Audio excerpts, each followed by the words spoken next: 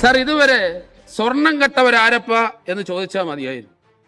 ചിലർ മട്ടുപ്പാവിൽ വരെ കഞ്ചാവ് കൃഷി ആരംഭിച്ചു. ഇതിപ്പോ ഗർഭിണിയാണ് കാളയെന്നറിഞ്ഞപ്പോഴേ കയറും കൊണ്ട് ഓടി. സാർ എന്റെ സംശയം ഒരാള് 2 വോട്ട് ചെയ്തു എന്നാണ്. LDF അല്ലാതെ കൊള്ളാവുന്ന മറ്റാരുണ്ട്?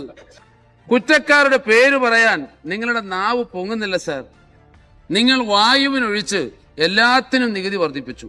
സാർ പഞ്ചസാര എന്ന് പേപ്പറിൽ എഴുതി നക്കിയാൽ മതിരിക്കില്ല സാർ. ഇന്ന് നടന്ന നിയമസഭാ സമ്മേളനത്തിൽ പ്രതിപക്ഷത്തെ ഏറ്റവും കൂടുതൽ കടന്നാക്രമിച്ചത് കരുനാഗപ്പള്ളി MLA CR മഹേഷ് ആയിരുന്നു. ഇടതുപക്ഷം ഭരിച്ചിരുന്ന കാലത്ത് അവർ വരുത്തിയ ഓരോ അനാസ്ഥയും CR മഹേഷ് എണ്ണി പറഞ്ഞു. ലഹരി വ്യാപനം ഇത്രത്തോളം വർദ്ധിക്കാൻ പ്രധാന കാരണം ഒന്നും ചെയ്യാതിരുന്ന അന്നത്തെ ഇടതുപക്ഷ സർക്കാരാണെന്ന് അദ്ദേഹം കുറ്റപ്പെടുത്തി. നർമ്മത്തിൽ ചാലിച്ച ഭാഷയിൽ ഇടതുപക്ഷത്തെ ശക്തമായി വിമർശിച്ച CR മഹേഷ് കൂട്ടത്തിൽ BJPക്കും ചെറിയ കുട്ടുകൾ നൽകുന്നുണ്ട്. എന്തായാലും സഭയിലെ CR മഹേഷിന്റെ പ്രസംഗം പിണറായി വിജയന്റെയും പ്രതിപക്ഷത്തിന്റെയും വായടപ്പിക്കുന്ന രീതിയിലുള്ളതായിരുന്നു. പ്രസംഗം കേൾക്കാം. ശ്രീ PK പ്രവീൺ ബഹുമാനപ്പെട്ട അംഗം PM ശ്രീയെ കുറിച്ച് പറഞ്ഞു. സർ ആരാണ് ഈ PM ശ്രീ കൊണ്ടുവന്നത്? സാർ ഈ കട്ടലയുടെ ഇടയ്ക്ക് കതവിൻ്റെ ഇടയ്ക്ക് കൊണ്ടുവന്ന് കൈയിട്ടിട്ട് അടയ്ക്കാനും വയ്യ തുറക്കാനും വയ്യ. ഞങ്ങളൊരു തന്ത്രപരമായി എങ്ങനെങ്കിലും അതൊരു ഊരാനൊരു ശ്രമം നടത്തിക്കൊണ്ടിരിക്കുകയാണ് സാർ. അതുകൊണ്ടൊന്ന് PM ശ്രീയുമായി ബന്ധപ്പെട്ട് നിങ്ങളൊന്ന് വെയിറ്റ് ചെയ്യാനാണ് ആ കാര്യത്തിൽ എനിക്ക് പറയാനുള്ളത്. സാർ ഈ നീറ്റ് പരീക്ഷയിൽ മുഴുവൻ പേരുടെയും മനസ്സിൽ നീറ്റലായി നിൽക്കുമ്പോൾ നാട് മുഴുവൻ നാറ്റിച്ചിട്ട് BJP അംഗങ്ങൾ നിങ്ങൾക്ക് എങ്ങനെ നീറ്റായിട്ട് ഇവിടെ വന്ന് അതിനെ പിന്തുണയ്ക്കാൻ സാധിക്കുന്നു സാർ? സാർ പഞ്ചസാര എന്ന് പേപ്പറിൽ എഴുതി നക്കിയാൽ മതിരിക്കില്ല സാർ. സാർ പഞ്ചസാര തന്നെ നാവ് കൊണ്ട് നുണഞ്ഞെങ്കിൽ മാത്രമേ മതിരിക്കൂ. സാർ നിങ്ങളുടെ കാലത്തെ മുഴുവൻ ബഡ്ജറ്റ് പ്രസംഗങ്ങളും പേപ്പറിലെ പഞ്ചസാര പോലെയായിരുന്നു. പണമില്ലായിരുന്നു. പാവപ്പെട്ട ജനങ്ങളുടെ മേൽ അധിക ഭാരം ചുമത്തിയിരുന്നു. നിങ്ങൾ വായുവിനൊഴിച്ച് എല്ലാത്തിനും നികുതി വർദ്ധിപ്പിച്ചു. വായുവിനെ, കാറ്റിന്, കാരണം അതിനെ പിടുത്തം കിട്ടിയില്ല, ഇല്ലെങ്കിൽ അതിനും നിങ്ങൾ നികുതി ഏർപ്പെടുത്തുമായിരുന്നു. ശ്രീ VD സതീശൻ അവതരിപ്പിച്ച ബഡ്ജറ്റ് മണ്ണിന്റെ മണമുള്ള ബഡ്ജറ്റാണ് സാർ. സാർ ആത്മഹത്യയിൽ നിന്ന് മനുഷ്യനെ ജീവിക്കുവാൻ പ്രേരിപ്പിക്കുന്ന സ്വാന്തനത്തിന്റെ, കാരുണ്യത്തിന്റെ, പ്രതീക്ഷയുടെ, പ്രത്യാശയുടെ ബഡ്ജറ്റാണ് സാർ. അതുകൊണ്ട് പുതുക്കിയ ബഡ്ജറ്റിലെ ധനാഭ്യർത്ഥനകളെ ഞാൻ പിന്തുണയ്ക്കുകയാണ് സാർ. സാർ തുടർ ഭരണത്തിൽ നിന്നും തുടർച്ചയായ പരാജയത്തിലേക്ക് നിങ്ങൾ എങ്ങനെ വീണു എന്ന് ഇപ്പോഴും നിങ്ങളുടെ ഉള്ളിൽ ചർച്ച നടക്കുകയാണ്. സാർ കുറ്റം നിങ്ങൾ കണ്ടുപിടിച്ചു, പക്ഷെ കുറ്റക്കാരില്ല. കുറ്റക്കാരുടെ പേര് പറയാൻ നിങ്ങളുടെ നാവ് പൊങ്ങുന്നില്ല സാർ. പറഞ്ഞാൽ നാവ് വരിയുമോ എന്ന ഭയം നിങ്ങളെ വേട്ടയാടുകയാണ്. അത് കണ്ടുപിടിക്കാതിരിക്കട്ടെ, അതാണ് ഞങ്ങൾക്ക് നല്ലത് എന്നാണ് ആ കാര്യത്തിൽ പറയാനുള്ളത് സാർ. സാർ കഴിഞ്ഞ തെരഞ്ഞെടുപ്പിൽ നിങ്ങളുടെ പ്രചണ്ഡമായ പരസ്യവാചകം LDF അല്ലാതെ മറ്റാരുണ്ട് എന്നായിരുന്നു. സാർ ആ വാക്ക് തുടർ ഭരണത്തിൽ നിന്നും നിങ്ങൾക്കുണ്ടായ അഹങ്കാരമല്ലേ സാർ? ജനങ്ങളോടുള്ള വെല്ലുവിളിയായിരുന്നില്ലേ? ആ പ്രചരണം അങ്ങ് ഏറ്റു സാർ. പരസ്യം ജനം ശരിയായ അർത്ഥത്തിലെടുത്തു. ബാലറ്റിൽ ജനം സൂക്ഷ്മമായി പരതി LDF അല്ലാതെ കൊള്ളാവുന്ന മറ്റാരുണ്ട്? UDF ഉണ്ട് സാർ. സാർ എന്റെ സംശയം ഒരാള് 2 വോട്ട് ചെയ്തു എന്നാണ്. കാരണം ഇല്ലെങ്കിൽ ഇത്രയും ഭൂരിപക്ഷത്തിൽ ഇത്രയും ആളുകൾ ഒരുമിച്ച് ജയിച്ചു വരില്ലായിരുന്നു സാർ. 2 വോട്ടിൽ 1 ഞങ്ങൾക്കുള്ള പിന്തുണയാണ്. 1 വോട്ട് നിങ്ങളോടുള്ള ശക്തമായ പ്രതിഷേധമാണ് സാർ. സാർ ഇപ്പോഴും നിങ്ങൾ പറയുന്നത് നവകേരള സദസ്സ് കൊണ്ട് ഗുണമുണ്ടായി എന്നാണ്. ഗുണമുണ്ടായി, അതാണല്ലോ AD തോമസ് ഇവിടെ MLA ആയിട്ട് വന്നിരിക്കുന്നത്. ഗുണമുണ്ടായി സാർ. സാർ ചരിത്രത്തിൽ ആദ്യമായിട്ടാണ് ഭരണം തുടങ്ങുന്നതിന് മുന്നേ സമരം അങ്ങ് തുടങ്ങി സാർ. സാർ ഊഹാപോഹങ്ങളുടെ പേരിലാണ് സമരം, കിംവദന്തികളുടെ പേരിലാണ് സമരം. സാർ അന്തരീക്ഷത്തിൽ നിന്നും ഭസ്മം എടുക്കുന്നത് പോലെ ഇങ്ങനെ ഊഹാപോഹങ്ങളുടെ പേരിൽ കേരളത്തിൽ സമരം ചെയ്ത ഞങ്ങളുടെ ഒരു നാടകം ഉണ്ട്, മുച്ചീട്ടുകളിക്കാരൻ്റെ മകൾ. അതിനകത്തൊരു സംഭാഷണമുണ്ട് സാർ. സമരത്തിന് അങ്ങനെ വലിയ ആളൊന്നും വേണമെന്നില്ല, മുദ്രാവാക്യം ഉണ്ടായാൽ മതി. സാർ ഇപ്പോൾ നടക്കുന്ന സമരങ്ങളെല്ലാം അങ്ങനെയുള്ള സമരങ്ങളാണ് സാർ. സാറ് ഇത് കണ്ടപ്പോൾ ദേശസ്നേഹികൾക്ക് ഉറക്കം വരുമോ? BJPക്കാർ അവര് നേരത്തെ വിൻസെന്റ് MLA സൂചിപ്പിച്ചതുപോലെ അവരും പെണ്ണുങ്ങളെല്ലാം കൂടി ഇറക്കി സമരം ചെയ്യുന്നു. മുദ്രാവാക്യം VD സതീശൻ രാജിവെക്കണം. സാർ അത് കഴിഞ്ഞ് ഒരാഴ്ച കഴിഞ്ഞാണ് അദ്ദേഹത്തെ മുഖ്യമന്ത്രിയായി തെരഞ്ഞെടുക്കുന്നത്. പാവങ്ങൾ അറിഞ്ഞില്ല സാർ. കാള പറ്റെന്ന് കേൾക്കുമ്പോൾ കയറെടുക്കുന്നു എന്ന് കേട്ടിട്ടുണ്ട്. ഇതിപ്പോ ഗർഭിണിയാണ് കാള എന്നറിഞ്ഞപ്പോഴേ കയറും കൊണ്ട് ഓടി. സാർ, കലക്ക വെള്ളത്തിൽ മീൻ പിടിക്കുക എന്ന് കേട്ടിട്ടുണ്ട്. ഇത് ജലപീരങ്കി വെള്ളത്തിൽ പുലിവാല് പിടിക്കുന്നത് ആദ്യമായിട്ടാണ് സാർ കേൾക്കുന്നത്. സാർ, പാവപ്പെട്ട പ്രതിപക്ഷ നേതാവിനെ ചാടെ കയറ്റി ഇരവാദം ഉന്നയിച്ച് കുപ്പിയും വെള്ളവും നിയമസഭയുടെ മേശപ്പുറത്ത് വെച്ചു. സാർ, പിന്നീടാണ് മാധ്യമങ്ങൾ ദൃശ്യങ്ങൾ പുറത്തുവിട്ടത്. ഒരു സമരഭടൻ കുനിഞ്ഞിരുന്ന് കുപ്പിയിൽ റോഡിലെ വെള്ളം നിറയ്ക്കുന്നു. സാർ, നിങ്ങൾ രക്ഷാപ്രവർത്തനത്തിന് ഉപയോഗിച്ച ഉപകരണങ്ങളുടെ ഈ ചെടിച്ചട്ടികളുടെ അവശിഷ്ടങ്ങൾ ശ്രീ VD സതീശൻ അന്ന് ഈ മേശപ്പുറത്ത് വെച്ചിരുന്നെങ്കിൽ ഇവിടെ ഒരു പൂന്തോട്ടം തുടങ്ങാമായിരുന്നു സാർ. സാർ, ഇപ്പോൾ സമരഭടന്മാർക്ക് പുതിയൊരു ആയുധം കൂടി കൊടുത്തു വിട്ടിട്ടുണ്ട്. അത് പോക്കറ്റടിക്കാരുടെ ആയുധമായിരുന്നു. ബ്ലേഡ് എന്നാണ് അതിന്റെ പേര്. സാർ, നിങ്ങളുടെ ഭരണകാലത്ത് ആഭ്യന്തര വകുപ്പ് ആട്ടുകല്ലിന് കാറ്റ് പിടിച്ചതുപോലെയായിരുന്നു. എന്ന് വെച്ചാൽ അനക്കമില്ലായിരുന്നു. കേരളം മയക്കുമരുന്നിന്റെ പറുദീസയായി മാറി. നിങ്ങൾ അനങ്ങിയില്ല, ആട്ടുകല്ലായിരുന്നു. ചിലർ മട്ടുപ്പാവിൽ വരെ കഞ്ചാവ് കൃഷി ആരംഭിച്ചു. സാർ, നാട്ടിൻപുറത്ത് കർഷകര് ഇടവിള കൃഷി നടത്തും. അതിന് കാച്ചില്, ചേമ്പ്, ചീനി, ചേന, കിഴയ്ക്ക ഇതൊക്കെയാണ് ഇടവിള കൃഷി.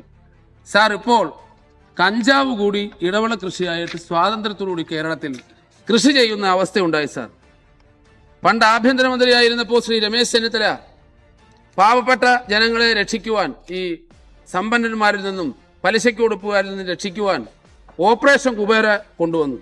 സാർ, ഒരു പതിറ്റാണ്ടിന് ശേഷം അദ്ദേഹം തന്നെ വേണ്ടി വന്നു ഓപ്പറേഷൻ തൂഫാനിലൂടെ ലഹരിയിൽ നിന്നും ഒരു തലമുറയെ രക്ഷിക്കാൻ. സാർ, ജീരക മിഠായി കിട്ടുന്നതിനേക്കാൾ സുലഭമായി നാട്ടിൽ കുട്ടികൾക്ക് ലഹരി മിഠായി കിട്ടി തുടങ്ങി. അപ്പോഴും നിങ്ങൾ ആട്ടുകല്ലായിരുന്നു സാർ, അനക്കമില്ലായിരുന്നു. സാർ, നെല്ല് പത്തായത്തിലുണ്ടെങ്കിൽ എലി പത്തനാപുരത്ത് നിന്ന് വരും എന്നൊരു ചൊല്ലുണ്ട്. സാർ, മയക്കുമരുന്ന് എവിടെയുണ്ടോ അവിടെ ശ്രീ രമേശ് ചെന്നിത്തലയും പോലീസും ഓപ്പറേഷൻ തൂഫാനുമായി എത്തും. സാർ, അതാണ് സാർ കേരളം കണ്ടുകൊണ്ടിരിക്കുന്നത്. സാർ, പ്രളയം വന്നപ്പോഴും കോവിഡ് വന്നപ്പോഴും ഞങ്ങൾ രാഷ്ട്രീയം മറന്ന് നിങ്ങളോട് സഹകരിച്ചു. പക്ഷെ നിങ്ങൾ എന്താണ് പ്രചരിപ്പിച്ചത്? നിങ്ങൾ ഉള്ളത് കൊണ്ടാണ് കേരളം നിലനിൽക്കുന്നതെന്ന്. സാർ, അങ്ങനെയല്ല. നിങ്ങൾ ഉള്ളത് കൊണ്ടാണ് ഈ ലോകം തന്നെ, ഈ അണ്ടകടാഹം തന്നെ നിലനിൽക്കുന്നത്. പക്ഷെ അത് ആര് പറയും? അത് നിങ്ങൾ തന്നെ പറയേണ്ടി വരും. സാർ, ഇതുവരെ സ്വർണം കെട്ടവരാരപ്പ എന്ന് ചോദിച്ചാൽ മതിയായിരുന്നു. സാർ, ഇപ്പോൾ വെള്ളി കെട്ടവരാരാ രാമ എന്നുകൂടി ചോദിക്കണം.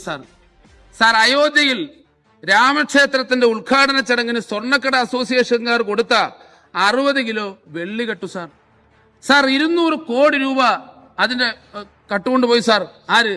BJP-ക്കാർ. സാർ, ഞങ്ങൾക്ക് രാമൻ മര്യാദാ പുരുഷനാണ്.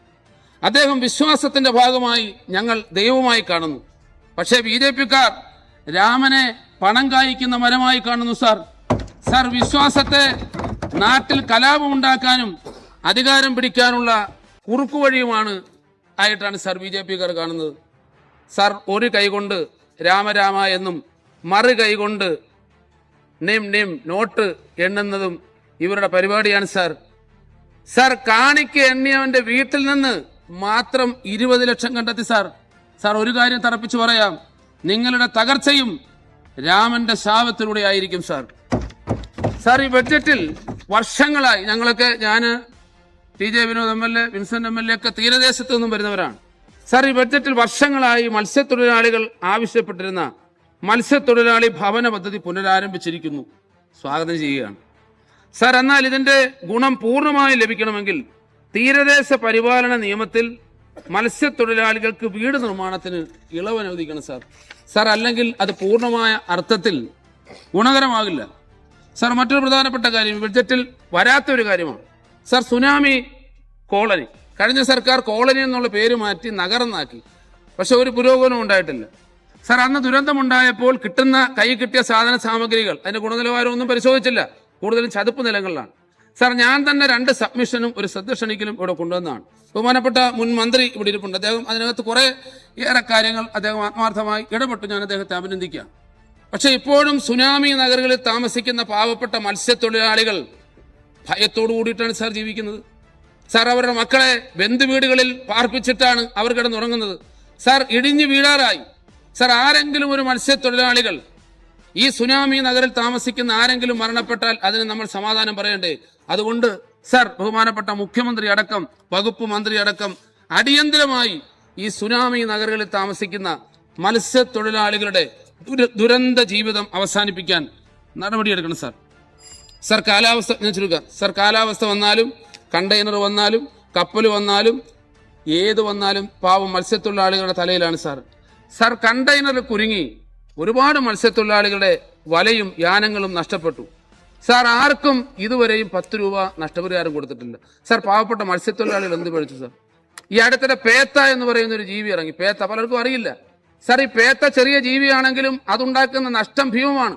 കോടിക്കണക്കിന് രൂപയാണ് ഈ പേത്ത നശിപ്പിച്ചത് കാരണം മത്സ്യത്തൊഴിലാളികൾക്ക് നഷ്ടമായത്.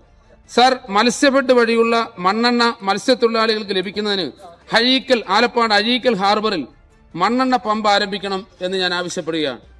സാർ, മത്സ്യബന്ധനത്തിന് നേരത്തെ വിൻസെന്റ് എം.എൽ.എ സൂചിപ്പിച്ചു. അറ്റാക്ക്, സ്ട്രോക്ക് വന്ന് മരണപ്പെടുന്നവർ ആശ്രിതർക്ക് മതിയായ ധനസഹായം കൊടുക്കണം സാർ. സാർ, ഹാർബറുകളിലെങ്കിലും അത്യാധുനിക സൗകര്യമുള്ള ആംബുലൻസ് സേവനം ഉറപ്പുവരുത്തണം സാർ. ഒരു കാര്യം കൂടി പറഞ്ഞ് ഞാൻ അവസാനിപ്പിക്കാം. തീരസംരക്ഷണം ഏതാണ്ട് 5 വർഷമായി ഞാൻ നിരന്തരം ആവശ്യപ്പെടുന്നതാണ്.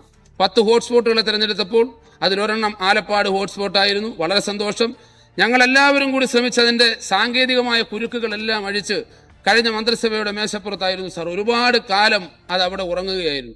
അവസാന മന്ത്രിസഭാ യോഗത്തിൽ ADBയിൽ നിന്നും വായ്പ എടുക്കാൻ തീരുമാനിച്ചു. എന്തായാലും ഈ സർക്കാർ വന്നതിന് ശേഷം തുക വർദ്ധിപ്പിച്ച് 500 കോടിയിൽ പരം രൂപയാക്കി. സാർ, ആ വേഗത്തിൽ ആ പദ്ധതിയുടെ പൂർത്തീകരണത്തിന് വേണ്ടി ഇടപെടണം എന്നാവശ്യപ്പെടുകയാണ്. മറ്റൊന്ന് ടൂറിസം. സാർ, 2 ടൂറിസമാണ്. ഞാൻ നിർത്തുകയാണ്. 2 ടൂറിസമാണ്. ഒന്ന് പ്രകൃതി ഒരുക്കുന്ന ടൂറിസം. അത് സ്വാഭാവികമായ ടൂറിസമാണ്. അവിടേക്ക് നമ്മളൊന്നും ചെയ്തില്ലെങ്കിലും ആളുകൾ ഒഴുകിയെത്തും. അത്തരത്തിലൊരു ടൂറിസമാണ് ഞങ്ങളുടെ ആലപ്പാട് അഴീക്കൽ ടൂറിസം. ആയിരക്കണക്കിന് ആളുകളാണ് അവധി ദിവസം അവിടെ എത്തുന്നത്. കൃത്രിമ ടൂറിസത്തിന് നമ്മൾ കാശ് ചെലവാക്കി പ്രോജക്റ്റ് ഉണ്ടാക്കി കുറേ ആളുകൾക്ക് തൊഴിൽ കൊടുത്ത് കുറേ കാശ് മുടിക്കുക എന്നുള്ളത് പെട്ടെന്ന് തന്നെ ആ ടൂറിസം നശിച്ചു പോകും. സാർ, പ്രകൃതിദത്തമായ ആലപ്പാട്ടെ അഴീക്കൽ ടൂറിസം രക്ഷപ്പെടുത്താനുള്ള മാർഗം കൂടി ബഹുമാനപ്പെട്ട മന്ത്രിയുടെ ശ്രദ്ധയെ ഞാൻ പെടുത്തുകയാണ്. ഒരിക്കൽ കൂടി ഈ ധനാഭ്യർത്ഥനയെ ഞാൻ പിന്തുണയ്ക്കുന്നു. നന്ദി, നമസ്കാരം.